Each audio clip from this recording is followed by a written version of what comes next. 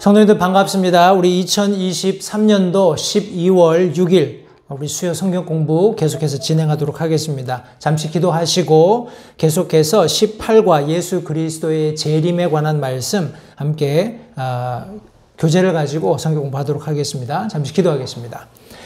살아계신 아버지 하나님 감사합니다. 오늘 또 귀한 주중에 사랑하는 성도들과 함께 하나님의 말씀을 공부할 수 있는 귀한 시간을 허락해 주신 것을 감사드립니다. 이 시간 우리가 나누는 말씀을 통해서 예수 그리스도께서 약속하신 다시 오시겠다는 그 진리의 말씀을 우리가 다시 한번 성경 말씀을 통해서 확인해 보는 복된 시간 되도록 도와주시기 원합니다. 우리가 가지고 있는 이 믿음, 이것이 헛된 것에 기초한 것이 아니라 영원하고 불변하는 진리의 말씀에 기초했다는 사실을 다시 한번 기억하면서 하나님의 말씀에 우리의 믿음의 뿌리를 내리는 그런 귀한 말씀 공부 시간 되도록 주님 도와주시기 원합니다. 이 시간 함께 공부하는 사랑하는 성도들의 마음도 하나님께서 참 부드럽게 하시고 듣는 말씀을 통해서 진리 가운데 굳건히 세워질 수 있도록 도우시기를 원하며 예수님 이름으로 기도했습니다. 아멘. 지난 시간에 저희들이 18과 처음에 몇 대지들을 함께 공부를 했습니다. 요약해보면 우리 먼저 예수 그리스도께서 재림하시겠다고 약속하신 이 내용은 디도서 2장 13절 말씀에 따라서 이것이 그리스도인들이 가지고 있는 복된 소망이다 하는 것을 우리가 함께 말씀을 통해서 살펴보았습니다. 그리고 재림에 관한 그리스도의 약속이 분명히 성경에 기록되어 있고 이 예수 그리스도의 재림은 크게 우리가 두 가지로 나누어서 설명을 할 수 있겠습니다. 초림이 있겠고요. 또 예수 그리스도의 재림이 있게 될 텐데 특별히 초림과 관련해서 제가 지난 시간에 우리 성경공부 교재 120페이지에 있는 그 차트를 가지고 성도님들이 직접 구약의 대언의 말씀이 무엇인지를 찾아서 신약에 어떻게 성취되었는지를 한번 살펴보시라고 제가 부탁을 드렸습니다. 우리 빨리 답을 한번 찾아보고 그리고 계속해서 요약하면서 다음 대지로 진행해 가도록 하겠습니다. 표에 보시면 구약의 대언 그리고 성취된 대언을 적어 보십시오 하고 중간에 빈 칸이 있고 신약에 어떻게 성취가 되었는지 여러 말씀들이 기록되어 있습니다. 우리 이사야서 7장 14절 말씀을 통해서 예수 그리스도께서 동정녀의 몸을 입고 탄생하실 것을 예언하셨고 마태복음 1장 23절 말씀에 마리아라는 여인 우리 정혼했지만 아직 남자를 알지 않은 그 동정녀를 통해서 탄생한 내용을 성경이 말씀하고 있습니다. 또 창세기 49장 10절 말씀에 의하면 유다 지파에서 메시아가 탄생하실 것을 예언하셨고 히브리서 7장 14절이 그것을 분명하게 설명해 주었습니다. 미가서 5장 2절 말씀에는 베들레헴에서 예수 그리스도께서 탄생하실 것을 예언하였고 누가복음 2장 11절과 15절 말씀이 그것을 성취하였습니다. 또 우리 스가랴서 9장 9절 말씀에서 나귀 새끼를 타고 오시는 예수 그리스도가 묘사되어 있었는데 마태복음 21장 4절 5절 말씀을 통해서 성취가 되었습니다. 시편 41편 9편 말씀에는 신뢰하던 친구의 대적이 있겠다 하는 그런 말씀을 통해서 가롯 유다가 배반할 것을 예언했었고 요한복음 13장 18절 말씀이 그것을 성취했습니다. 그리고 스가랴 11장 12절 13절 말씀을 통해서 은 30개의 몸값을 지불하게 될 것을 예언하였고 마태복음 26장 15절 27장 9절 10절 말씀을 통해서 가롯 유다가 실제적으로 예수님을 은 30개를 받고 파는 그런 장면을 묘사함으로써 성취가 되었습니다. 시편 22편 16편 말씀에 사람들의 비방거리가 되고 멸시를 받겠다 예언이 되었고 요한복음 19장 36절 37절 20장 20절 25절 이 말씀들을 통해서 이 예언의 말씀이 성취가 되었습니다. 또 시편 69편 21편 말씀을 통해서 쓸개즙과 식초를 받게 되실 것이 예언되었고 우리 마태복음 27장 34절 말씀에 이 예언의 말씀이 성취가 되었습니다. 또 시편 21편 1절 말씀에 마지막 부르짖음이 예언되어 있고 마태복음 27장 46절 말씀에 이 말씀이 성취가 되었습니다. 또 이사야서 53장 9절 말씀에 강도들과 함께 죽고 부자의 무덤에 장사될 것이 예언되었고 마태복음 27장 57절로 60절까지 있는 말씀을 통해서 우리 예수님께서 마지막 우리 십자가상에서 못 박혀 돌아가신 이후에 강도들과 함께 못 박히시고 부자의 무덤에 장사되는 그런 장면이 묘사됨으로써 이 대언의 말씀도 성취가 되었습니다. 시편 16편 8편부터 11편까지 있는 말씀이 죽음에서 부활하실 예수님을 예언했었고 사도행전 2장 27절 말씀이 그 대언의 말씀을 성취하였습니다. 시편 22편 18편의 말씀이 제비를 뽑아 겉옷을 나누게 되는 대언의 말씀이 기록되어 있었고 마태복음 27장 35절 말씀이 그것을 성취하였습니다. 물론 이 이외에도 더 많은 그런 예수 그리스도에 관련된 대언의 말씀들이 구약 성경에 기록되어 있고 그것이 실제적으로 성취가 되었습니다만 대표적인 몇 가지 것들을 우리 성경 공부 안에서 교재 안에서 이렇게 기록해 놓았기 때문에 우리가 함께 살펴보았습니다. 이 말씀들을 천천히 살펴보시면서 예수님께서 탄생하기 이전에 구약에서 이미 예수님의 오심과 생애와 그런 죽음, 부활 모든 것들이 예언되어 있었던 것 그리고 그것이 실제적으로 예수님의 생애를 통해서 성취된 것 이런 전체적인 내용들을 기억하시면서 예수님의 초림을 정확하게 성경 말씀에 근거해서 확인하시면 되겠습니다. 우리 예수 그리스도의 재림과 관련해서 두 단계에 걸쳐서 이 재림이 성취될 것을 지난 시간에 성경 공부에서 함께 나누었습니다. 우리 예수님께서 공중에 오시는 공중 재림이 있고 지상에 오시는 지상 재림이 있습니다. 우리 성경 공부 교재 120페이지에 보시면 우리 먼저 성도들의 휴거가 있습니다. 성도들이 휴거될 때 예수 그리스도께서 공중에 재림하시고 거기서 믿는 그리스도인들과는 7년간의 어린 양의 혼인잔치 물론 도입부에 우리 그리스도의 심판석이 배설이 되겠습니다만 그리고 7년 환란 이 땅에서의 7년 환란 우리 공중에서 재림하신 예수 그리스도와의 7년간의 우리 어린 양의 혼인잔치가 끝나면 예수 그리스도께서 지상 재림하시는 그런 분명한 내용이 성경에 기록되어 있습니다. 오늘 우리가 그 내용들을 조금 더 살펴보게 될 텐데 우리 지난 시간에 우리 성도의 휴거, 다시 말해서 예수 그리스도의 공중 재림이 있는 그 시점에 성도들이 휴거되는 내용까지 저희들이 함께 살펴보았고요. 오늘은 예수 그리스도의 지상 재림과 관련된 부분부터 시작해서 우리 함께 성경 공부를 진행하도록 하겠습니다. 교재에 보시면 이 사건은 예수 그리스도의 재림의 두 번째 국면입니다. 이렇게 기록하면서 몇 가지 내용이 있습니다. 첫 번째로 요한계시록 19장 11절부터 16절을 읽으십시오. 이렇게 교재가 기록하고 있습니다. 하면서 이 구절에서 예수님은 다음과 같이 불리십니다. 우리 요한계시록 19장 11절부터 16절까지 말씀을 천천히 읽어보시면 거기 예수님께서 적어도 3개의 다른 이름으로 불리시는 것을 확인해 볼 수 있습니다. 같이 우리 요한계시록 말씀 함께 찾아서 먼저 읽어보시고 그리고 나서 우리 이 교재의 질문에 답해 보도록 하겠습니다. 요한계시록 19장 11절부터 16절까지의 말씀입니다. 천천히 제가 읽는 말씀을 따라 읽으시면 되겠고요.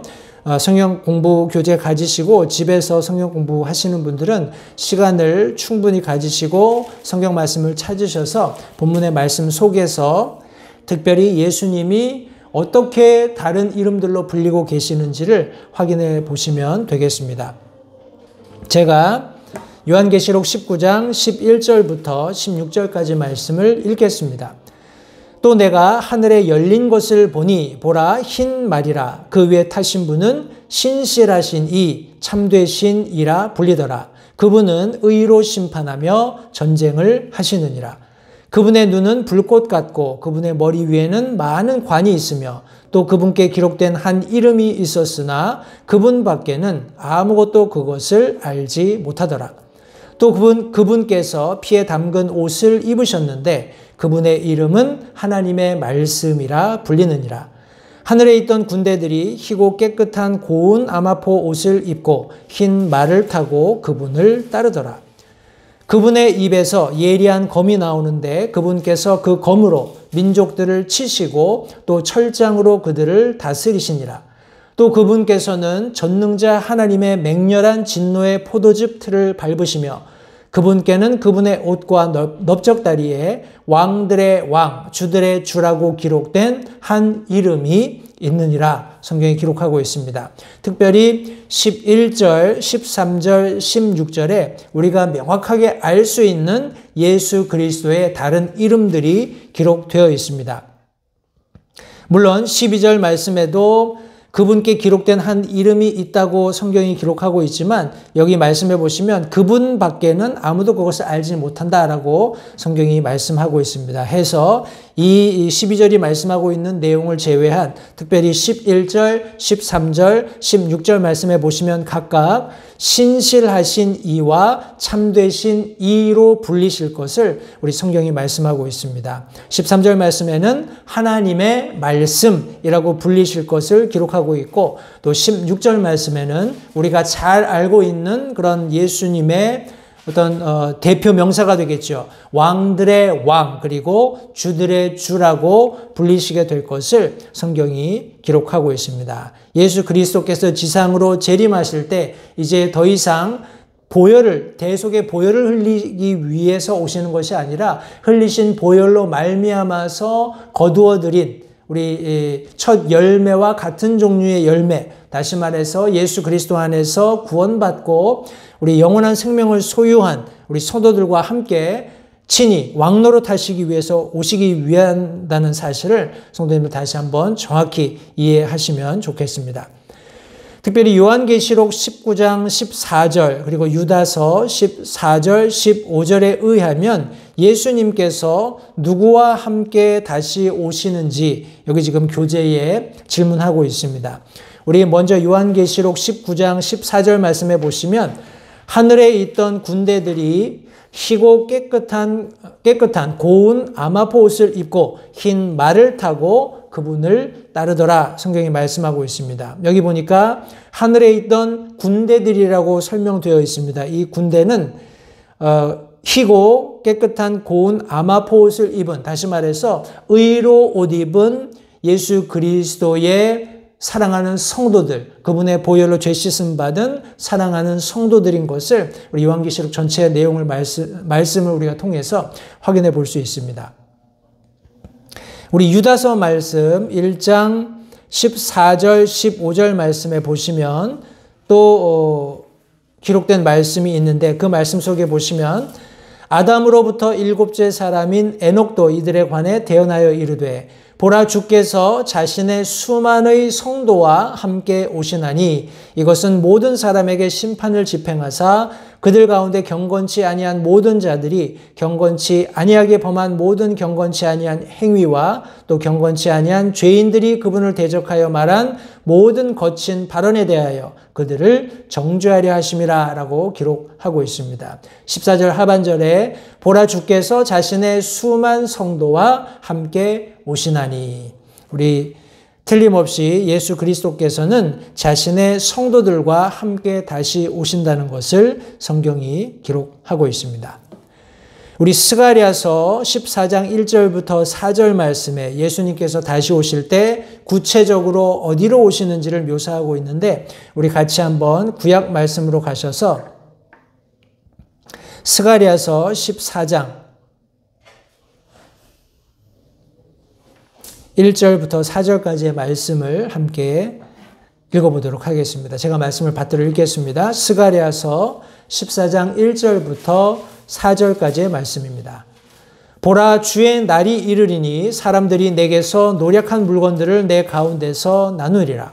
내가 모든 민족들을 모아 예루살렘을 대적하여 전쟁하게 하리니 그런즉 그 도시가 함락되며 집들이 강탈을 당하고 여인들이 강간을 당하며 그 도시의 반이 포로가 되려니와 백성의 남은 자들은 그 도시에서 끊어지지 아니하리라.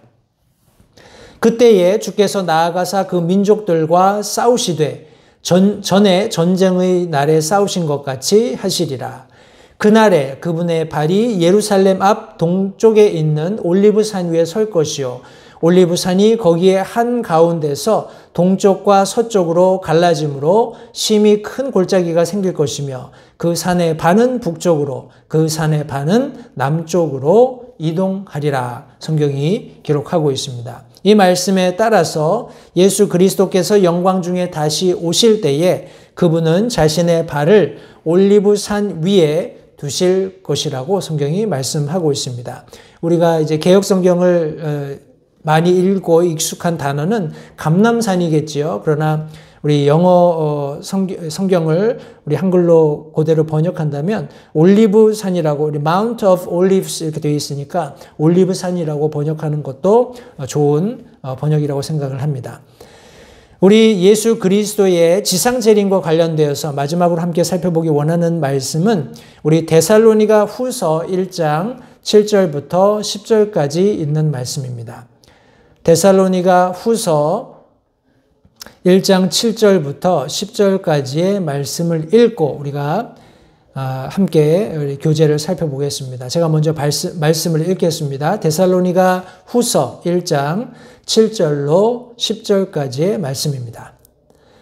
괴로움을 당하는 너희에게는 우리와 함께 안식으로 갚으시는 것이 하나님께는 의로운 일인즉 주 예수님께서 자신의 강력한 천사들과 함께 하늘로부터 나타나사 하나님을 알지 못하는 자들과 우리 주 예수 그리스도의 복음에 순종하지 아니하는 자들에게 타오르는 불로 징벌하실 때에 그리 하시리라. 그들은 주의 앞과 그분의 권능의 영광에서 떠나 영존하는 파멸로 형벌을 받으리로다. 그날에 그분께서 오셔서 자신의 성도들 가운데서 영광을 받으시고 믿는 모든 자들 가운데서 칭송을 받으시리니 이는 너희가 우리의 증언을 너희 가운데서 믿었기 때문이라. 성경이 말씀하고 있습니다. 이 말씀에 따라서 예수 그리스도의 지상 재림은 징벌과 파멸의 때가 될 것이다 라고 성경이 분명히 말씀하고 있습니다. 물론 우리 믿는 그리스도인들에게는 예수 그리스도께서 약속하신 모든 공의를 집행하시는 그런 현장이 되겠습니다만 예수님 믿지 않는 이 세상에 남아있는 모든 자들에게는 징벌과 파멸의 날이 될 것, 이것을 성경이 말씀하고 있다는 것을 다시 한번 기억하시기 바랍니다. 다음 대지로 넘어가겠습니다. 다음 대지는 휴거와 지상재림 사이의 기간이라고 지금 명명되어 있는데 구약 성경의 대언의 책인 다니엘서는 재림의 두 단계 사이에 7년이라는 기간이 있을 것임을 가르쳐 줍니다. 먼저 다니엘서 9장 24절은 70일이라는 기간에 대해 말합니다. 우리 같이 한번 다니엘서 구약에 있는 다니엘서 말씀으로 가셔서 같이 이 내용을 살펴보도록 하겠습니다. 다니엘서 9장 24절, 25절, 그리고 27절 계속 말씀들이 인용되고 있는데 먼저 24절 말씀을 먼저 읽으시고요. 그리고 함께 과연 이 휴거와 지상재림 사이의 기간이 무엇을 의미하는지 함께 살펴보도록 하겠습니다. 우리 다니엘서 9장 24절 말씀에 보시면 주께서 내 백성과 내 거룩한 도시에게 70일회를 정하셨나니 이것은 범법을 그치고 죄들을 끝내며 불법에 대하여 화해를 이루고 영존하는 의를 가져오며 환상과 대언을 봉인하고 또 지극히 거룩하신 이에게 기름을 붓고자 함이다. 성경이 말씀하고 있습니다. 여기 다니엘서 9장 25절 계속해서 보시면 그러므로 알고 깨달을지니라. 즉 예루살렘을 회복하고 건축하라는 명령이 나아가는 때로부터 통치자 메시아에 이르기까지 7일회와 62일회가 있으리니 심지어 곤란한 때에 거리와 성벽이 다시 건축될 것이며 제가 계속 읽겠습니다. 62일의 뒤에 메시아가 끊어질 터이나 자기를 위한 것은 아니니라. 장차 임할 통치자의 백성이 그 도시와 그 성소를 파괴하려니와 그곳의 끝에는 홍수가 있을 것이며 또 그 전쟁이 끝날 때까지 황폐하게 하는 것이 작정되었느니라. 우리 27절 말씀해 보시면 그가 많은 사람과 한 이레 동안 언약을 확정하리니 그가 그 이레의 한중간에 희생물과 봉헌물을 그치게 하며 또 가증한 것들로 뒤덮기 위하여 심지어 완전히 끝날 때까지 그것을 황폐하게 할 것이요 작정된 그것이 그 황폐한 곳에 쏟아지리라 하니라. 성경이 이렇게 기록하고 있습니다. 70년이 7번, 그래 해서 490년이 이렇게 되는 것으로 이해하시면 됩니다. 해서 우리 계속해서 말씀해 보시면 예루살렘을 재건하라는 명령이 내려진 때로부터 메시아가 와서 끊어질 때까지를 우리 69일에다라고 설명하고 있습니다.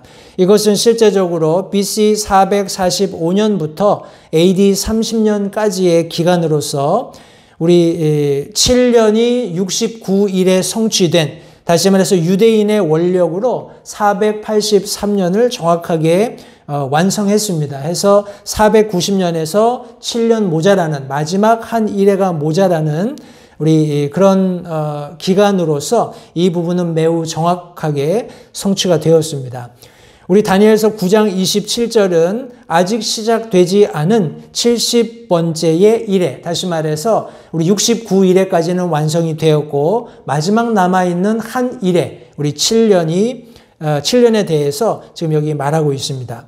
메시아가 끊어진 때, 다시 말해서 죽으신 때에 69번째 일회가 끝이 나고 현재의 은혜 시대가 시작되었고 하나님의 시간표는, 대언의 시간표는 잠시 멈추어져 있는 상태입니다. 우리 다니엘의 마지막 7년은 성도들의 휴거, 다시 말해서 예수 그리스도의 공중 재림과 함께 시작될 것입니다.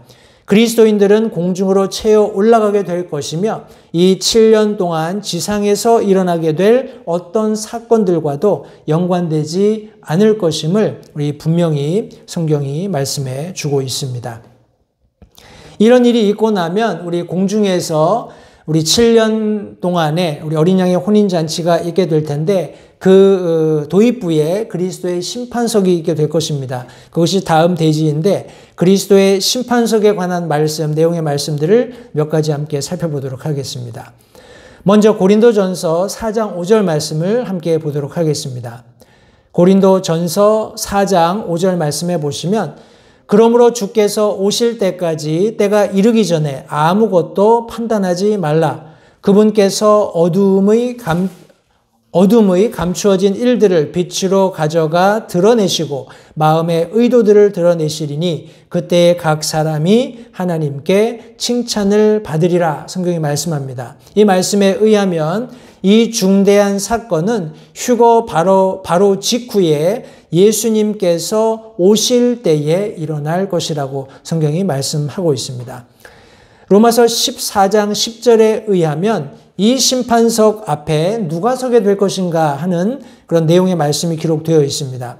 로마서 14장 10절 말씀해 보시면 그런데 내가 어찌하여 내 형제를 판단하느냐? 어찌하여 내 형제를 무시하느냐? 우리가 다 그리스도의 심판석 앞에 서리라. 성경이 말씀하고 있습니다. 여기 교회 안에서 성도들이 피차, 형제들이 서로를 판단하는 그런 부분에 대해서 사도 바울이 책망하면서 여기 우리가 다 그리스도의 심판석 앞에 서리라 라고 말씀하고 있습니다. 따라서 이 그리스도의 심판석 앞에 서게 되는 사람들은 그리스도인들이라는 사실을 우리가 말씀을 통해서 확인해 볼 수 있습니다. 우리 로마서 14장 계속해서 12절 말씀해 보시면 우리가 심판석에서 무엇을 해야 하는지 설명하고 있습니다. 우리 로마서 14장 12절 말씀해 보시면 그러므로 이와 같이 우리 각 사람이 자신에 관하여 하나님께 회개 보고를 하리라. 성경이 말씀하고 있습니다.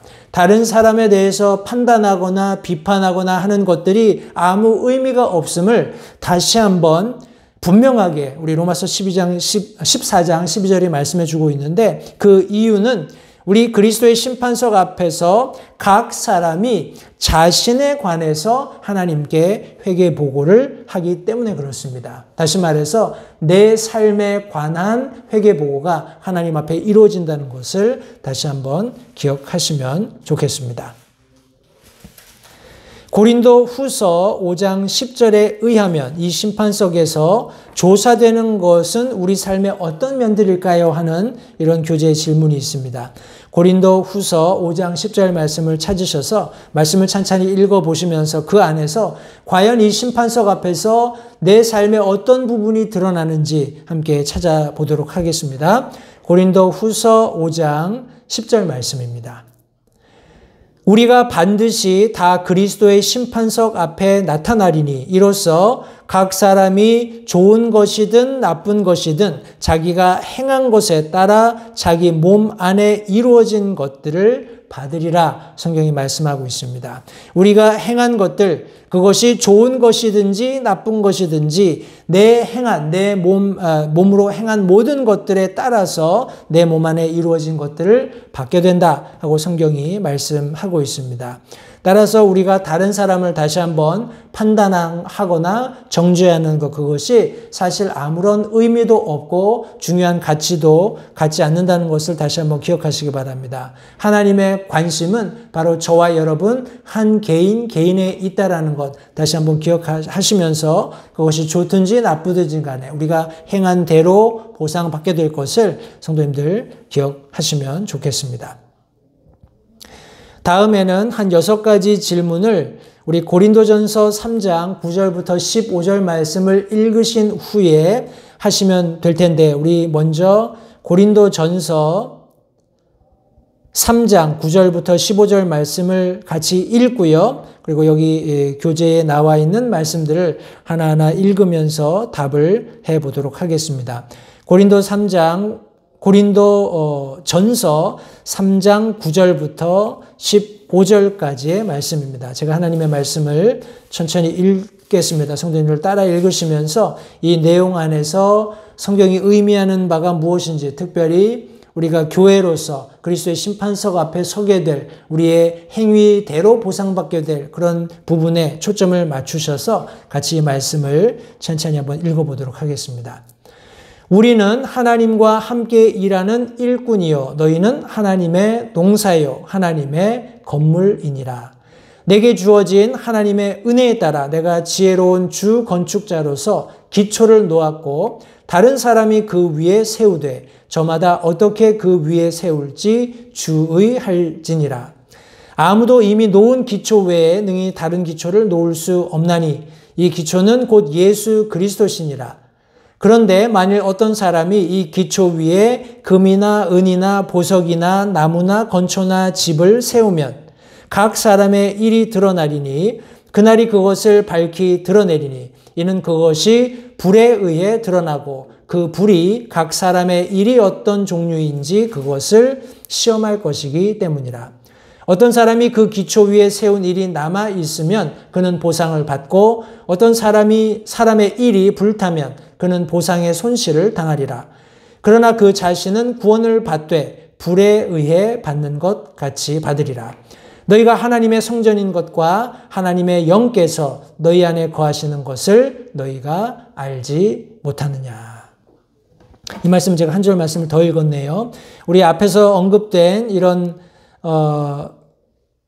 뭐라고 하나요? 우리 건축 관련된 그런 모양으로 지금 사도 바울이 이런 성도들의 수고, 노력을 지금 여기 묘사해 놓았습니다. 이 말씀을 참고하셔서 우리 다음 질문들을 함께 대답해 보도록 하겠습니다. 9절 말씀에서 고린도 교회는 우리 빈칸이 있고요. 그 기초가 되는 하나님의 무엇이라고 일컬어지고 있는가 하는 그런 질문입니다. 우리 9절 말씀에 다시 한번 하나님과 함께 일하는 일꾼, 너희는 하나님의 농사, 하나님의 건물, 이런 다양한 것들로 지금 사도 바울이 우리 그리스도인들을 묘사하고 있고 사역자들을 묘사하고 있습니다. 이 말씀에 보시면 고린도 교회는 예수 그리스도께서 그 기초가 되시는 하나님의 건물이라고 일컬어지는 것을 우리가 확인해 볼 수 있습니다.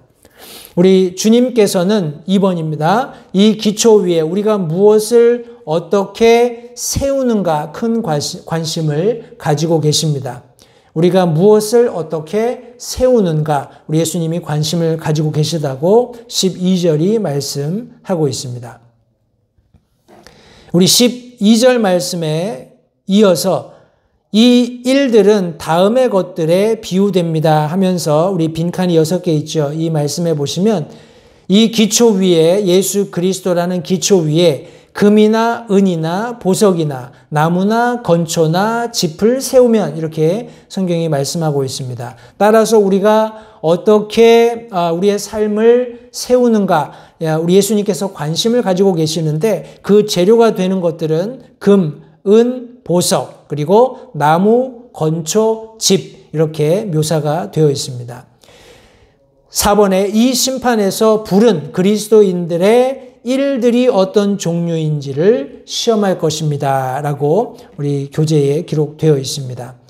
우리 결국에는 그리스도인들이 이 땅에서 행한 모든 일들이 더러는 금이나 은이나 보석 같은 불멸하는 불로 소멸시킬 수 없는 그런 어떤 결과로 남아있을 수 있는 그런 행위가 있는 반면에 또 어떤 것들은 나무나 건초나 짚처럼 불에 의해서 소멸될 수밖에 없는 그런 일들도 있다는 것을 지금 여기 설명해 주고 있는 것입니다. 우리 15절 말씀에서 주님께서 기뻐 받아들이시지 않는 방법으로 주님을 섬겨온 그리스도인이 구원을 잃고 지옥에 던져지는 것이 가능한 일입니까? 이렇게 질문하고 있습니다. 15절 말씀 다시 한번 보시면 어떤 사람의 일이 불타면 다시 말해서 그 그리스도인들의 행위가 나무나 건초나 짚과 같이 불로 소멸하시는 그때에 다 소멸된다면 그는 보상의 손실을 당할 것이다 하면서 계속해서 15절 하반절에 그 자신은 구원을 받되 불에 의해 받는 것 같이 받겠다 말씀하고 있습니다. 다시 말해서 구원을 잃는 일은 없다라는 것을 분명히 여기 지금 성경이 언급하고 있습니다. 그러나 보상의 손실은 뒤따른다는 것을 여기 지금 성경이 또한 말씀해 주고 있습니다. 우리 6번 14절에 의하면 주님께서 기뻐 받아들이시는 방법으로 섬겨온 그리스도인은 무엇을 받게 될까요? 설명하고 있습니다. 우리 14절 말씀에 보시면 어떤 사람이 그 기초 위에 세운 일이 남아 있으면 그는 보상을 받는다. 성경이 말씀하고 있습니다. 결국 예수 그리스도께서 우리의 삶에 관심을 갖고 계시는 이유는 우리에게 보상해 주고자 하시기 때문이라는 것을 성경이 분명히 말씀해 주고 있습니다. 다시 한번 이 내용을 기억하시고 그렇다면 예수님께서 우리에게 주고자 하시는 보상이 구체적으로 무엇인지 우리 함께 살펴볼 텐데요. 성경은 이러한 보상을 왕관들이라고 말합니다. 이것들은 우리가 그리스도인으로서 영위한 삶에 대한 보상으로 주어지게 될 것입니다. 성경에 기록하고 있습니다. 우리 성경 안에 보면 한 5개 정도의 면류관이 설명되어 있습니다. 왕관이 설명이 되어 있는데 우리 이 말씀들을 함께 살펴보고 오늘 성경 공부를 마치도록 하겠습니다. 먼저 우리 데살로니가 전서 2장 9절 말씀 같이 한번 살펴보도록 하겠습니다. 데살로니가 전서 2장 9절 말씀입니다. 형제들아 우리의 수고와 해산의 고통을 너희가 기억하나니 우리가 너희 중에 아무에게도 폐를 끼치지 아니하려 하였으므로 밤낮으로 수고하며 너희에게 하나님의 복음을 선포하였노라. 이렇게 성경이 말씀하고 있습니다. 맞죠? 데살로니가전서 2장 죄송합니다. 데살로니가전서 2장 우리 19절 말씀 함께 보겠습니다. 데살로니가전서 2장 19절 말씀입니다. 우리의 소망이나 기쁨이나 환희의 관이 무엇이냐? 우리 주 예수 그리스도께서 오실 때에 그분 앞에 있을 바로 너희가 아니냐? 성경이 말씀하시면서 여기 지금 환희의 관을 설명하고 있습니다. 이 관은 구령자에게 수여되는 왕관을 의미합니다. 우리 야고보서 1장 12절에 있는 두 번째 관도 함께 살펴보도록 하겠습니다. 야고보서 1장 12절 말씀입니다. 시험을 견디는 자는 복이 있나니 그가 단련을 받은 뒤에 주께서 자신을 사랑하는 자들에게 약속하신 생명의 관을 받으리라. 성경이 말씀하고 있습니다. 이것은 신실한 그리스도인에게 수여되는 왕관을 의미합니다. 생명의 왕관입니다. 우리 세 번째는 디모데후서 4장 8절에 있는 말씀을 같이 보도록 하겠습니다. 디모데후서 4장 8절 말씀입니다. 이후로는 나를 위하여 의의 관이 예비되어 있나니 주 곧 의로우신 심판자께서 그날에 그것을 내게 주실 것이요 내게만 아니라 그분의 나타나심을 사랑하는 모든 자들에게도 주시리라 라고 성경이 말씀하고 있습니다. 이 말씀 속에 그리스도의 재림을 위해 살고 재림을 고대하면서 사는 이들에게 수여되는 왕관으로 지금 의의 관이 여기 설명되어 있습니다. 이것이 예수님께서 우리에게 보상해 주기 원하시는 왕관들이고요. 환희의 왕관, 생명의 왕관, 의의 왕관 함께 살펴보았고, 우리 네 번째는 고린도전서 9장 25절에 있는 말씀 같이 한번 보면서 우리 네 번째 왕관이 무엇인지 함께 살펴보도록 하겠습니다. 고린도전서 9장 25절 말씀입니다. 이기려고 애쓰는 자마다 모든 일에서 절제하나니 이제 그들은 썩을 관을 얻고자 그 일을 하되 우리는 썩지 아니할 관을 얻고자 하느니라. 성경이 말씀하고 있습니다. 고린도전서 9장 25절에 기록된 썩지 아니할 이 왕관은 승리한 그리스도인들에게 수여되는 왕관을 의미합니다. 우리 마지막으로 다섯 번째 왕관은 베드로전서 5장 4절 말씀에 기록되어 있습니다. 같이 베드로전서 5장 4절 말씀 찾아서 읽어보겠습니다. 베드로전서 5장 4절 말씀에 그리하면 목자장께서 나타나실 때에 너희가 사라지지 아니하는 영광의 관을 받으리라. 성경이 말씀합니다. 이 왕관은 신실한 목회자들을 위한 것이라고 성경이 말씀하고 있습니다. 이와 같은 많은 왕관들, 우리 면류관들을 예수님께서 믿는 그리스도인들에게 보상으로 주시겠다고 약속하셨습니다. 다시 한번 예수 그리스도의 초림 그리고 재림, 그분의 공중재림과 지상재림이 있게 될 텐데, 특별히 공중재림이 있을 때 성도들이 휴거되어서 거기서 그리스도의 심판석 앞에서 우리가 보상받게 될 일들을 다시 한번 말씀을 통해서 정리하시면서 이 다섯 가지 관들이 성경에 틀림없이 약속되어 있다는 것을 기억하시면서 성도님들 우리 삶을 통해서 여기 열거된 이 다섯 개의 왕관들 중에 어떤 것이라도 우리가 하나님께로부터 받을 수 있도록 힘쓰는 그런 삶을 우리가 모두 살 수 있으면 좋겠습니다. 우리 남은 한 주간의 삶도 하나님께서 동행해 주심으로써 우리 성도님들 잘 마무리하시고 복된 주일 함께 주님의 우리 전에서 함께 모여 예배드리는 그런 복된 주일을 기대하도록 하겠습니다. 우리 한 주 잘 보내시고요. 주일날 건강한 모습으로 뵙기 원합니다. 기도하겠습니다. 살아계신 아버지 하나님 감사합니다. 오늘 또 귀한 성경 공부를 통해서 예수 그리스도께서 다시 오시겠다고 약속하신 그 재림에 관해서 하나님의 말씀을 통해서 여러 가지 진리들을 함께 상고했습니다. 함께 나눈 말씀들 우리가 잘 마음속에 간직할 수 있도록 도와주시고 이 말씀들을 통해서 다시 한번 예수 그리스도의 재림이 너무나 분명한 확실한 진리의 말씀에 근거하고 있다는 사실을 기억하면서 그날을 고대하는 그리스도인들로서 그날 주님 앞에서 보상받게 될 우리 상급들을 바라며 그렇게 충성스럽게 부지런히 우리의 삶을 사는 우리 모든 LA 침례교회 성도님들이 되실 수 있도록 주님 도와주시기 원합니다. 남은 한 주간의 삶도 주님께 의탁드립니다. 함께 하셔서 하나님께서 친히 영광 받으시는 복된 삶 되도록 도우시기를 다시 한번 간절히 바라올 때 예수님의 귀하신 이름으로 기도했습니다. 아멘. 이상으로 성경 공부를 마치겠습니다. 감사합니다.